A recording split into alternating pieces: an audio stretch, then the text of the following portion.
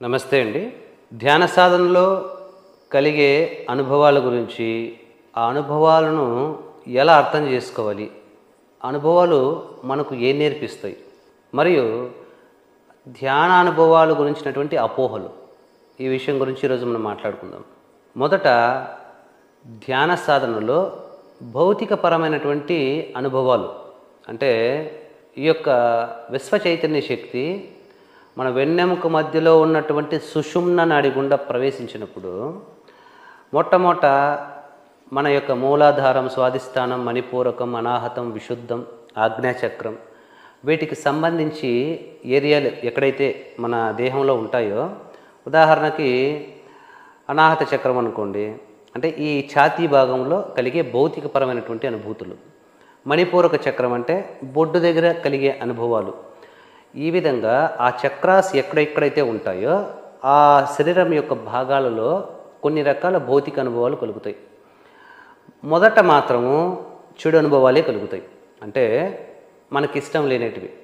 ఉదాహరణకి మొట్టమొదట మూలాధార చక్రంలోకి ఈ చైతన్య శక్తి ప్రవేశించి ఆ చక్రాస్ని స్టిమ్యులేట్ చేయడం వల్ల, అంటే ప్రభావితం చేయడం వల్ల మొదట ఈ యొక్క శరీరం యొక్క అస్తిత్వానికి సంబంధించి, అంటే ఎముకలు నొప్పి రావడము, కండరాలు నొప్పి రావడము, విపరీతమైన నవ్వలు రావడము, దురదలు రావడము, జ్వరం రావడము, ఇలా మొదట అనారోగ్యానికి సంబంధించినవి వస్తాయి. అవి అయిపోయిన తర్వాత మళ్ళీ అద్భుతమైనటువంటి అనుభవాలు రావడం మొదలు పెడతాయి. అంటే నీ శరీరం చాలా తేలిక అయిపోయినట్టుగా, చాలా ఫిట్గా ఉన్నట్టుగా, ప్లస్ మన శరీరంలో చాలా ఉత్తేజంగా, ఉల్లాసంగా ఉన్నట్టుగా అనేక రకాల మంచి అనుభవాలు కలుగుతాయి. ఈ విధంగా ప్రతి ఒక్క చక్రాస్కి సంబంధించి మొదట నెగిటివ్ అనుభవం వచ్చిన తర్వాతనే పాజిటివ్ అనుభవం అనేది వస్తుంది. ఎందుకంటే ధ్యానం అనేది మొదట క్లీన్ చేస్తుంది బాడీని. మామూలుగా మన ఇంటి పక్కన ఒక మురుక్కాలు ఉంటుంది, అది ఎన్నో రోజుల నుంచి క్లీన్ చేయకుండా అలాగ పెట్టేశారు. ఒకానొక రోజు నువ్వు ఇంకా మురుక్కాలను క్లీన్ చేయడానికి బాగా క్లీన్ చేయడం మొదలు పెట్టావు అనుకోండి, అంతవరకు ఎక్కువ కంపు కొట్టదు. ఎప్పుడైతే క్లీన్ చేయడం మొదలు పెడతామో అప్పుడు విపరీతమైనటువంటి కంపు కొడుతుంది. అంటే క్లీనింగ్ జరిగేటప్పుడు మొదట బ్యాడ్ ఎఫెక్టే వస్తుంది. దాన్ని తట్టుకొని మనం ధ్యానాన్ని మాత్రం వదలకుండా కంటిన్యూ చేయాల్సి ఉంటుంది. ఈ విధంగా కొన్ని భౌతికపరమైనటువంటి అనుభవాలు కలుగుతాయి. రెండవది, మన శరీరంలో నుంచి సూక్ష్మ శరీరం అనేది లేదా ఆస్ట్రల్ బాడీ అనేది బయటికి రావడానికి ప్రయత్నిస్తూ ఉంటుంది.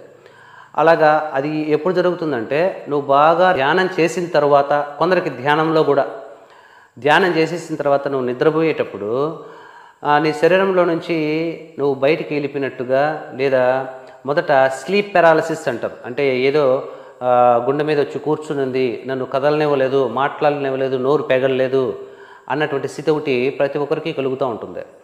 అంటే ధ్యానం బాగా సాధన చేసిన మొదట్లో మన సూక్ష్మ శరీరము మన శరీరం నుంచి బయటికి రావడానికి ప్రయత్నిస్తూ ఉంటుంది. మామూలుగా మన సూక్ష్మ శరీరం బయటికి రావాలనుకుంటే 6 పాయింట్లను అది వదిలించుకొని రావాల్సి ఉంటుంది. అంటే 6 చక్రాస్ ఉన్నటువంటి స్థానాలను అది వదిలించుకొని రావాల్సి ఉంటుంది. మొదట్లో ధ్యాన సాధన చేసే వాళ్ళకి మరి అన్ని చక్రాస్ నుంచి సూక్ష్మ శరీరము సపరేట్ అయ్యి ఒక చక్రాస్ దగ్గర సరిగా విడిపించుకోలేకపోయింది అనుకోండి, అప్పుడు గింజుకుంటాం అన్నమాట. ఆ అనుభవం చాలా భయాన్ని కలిగిస్తుంది. ఏదో నేను చనిపోతానేమో అన్నటువంటి భయాన్ని కలిగిస్తుంది.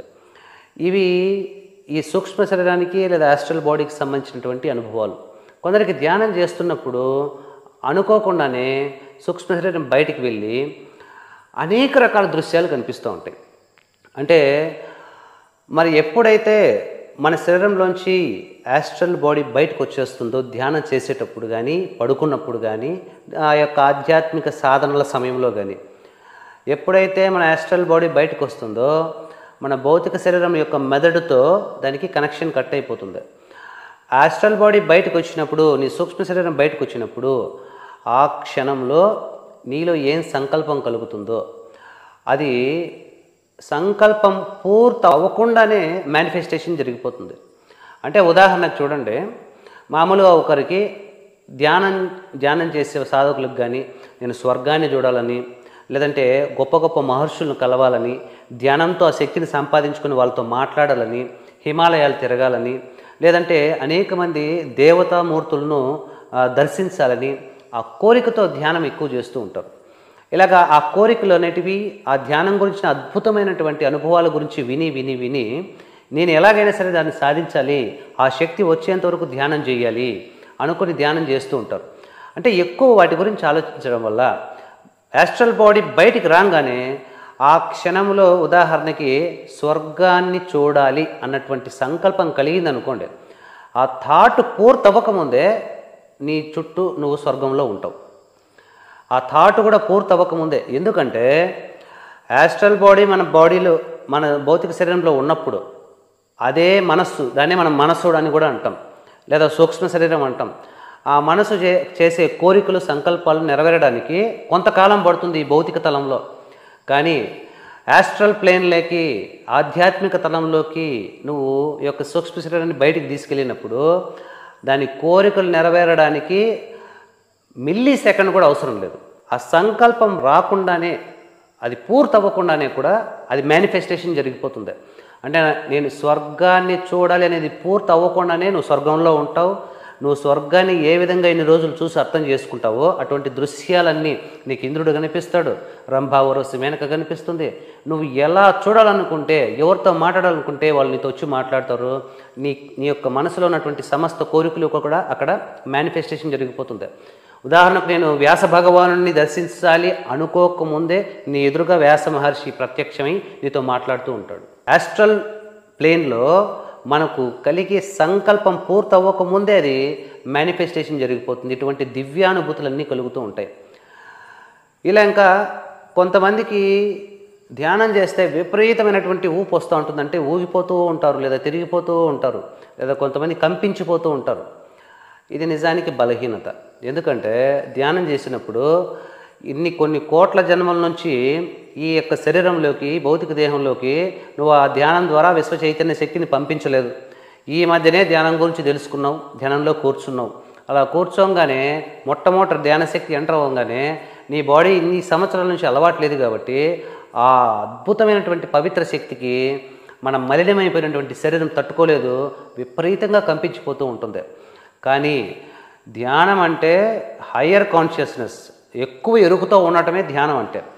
ఎప్పుడైతే నీ శరీరం ఇలా ఊగుతూ ఉంది, కంపించిపోతూ ఉంది అని నీకు అనిపిస్తుందో ధ్యానంలో, నువ్వు బై ఎఫర్ట్, నువ్వు నీ ప్రయత్నం చేత దాన్ని ఆపుకోవాల్సి ఉంటుంది, కంట్రోల్ చేసుకోవాల్సి ఉంటుంది.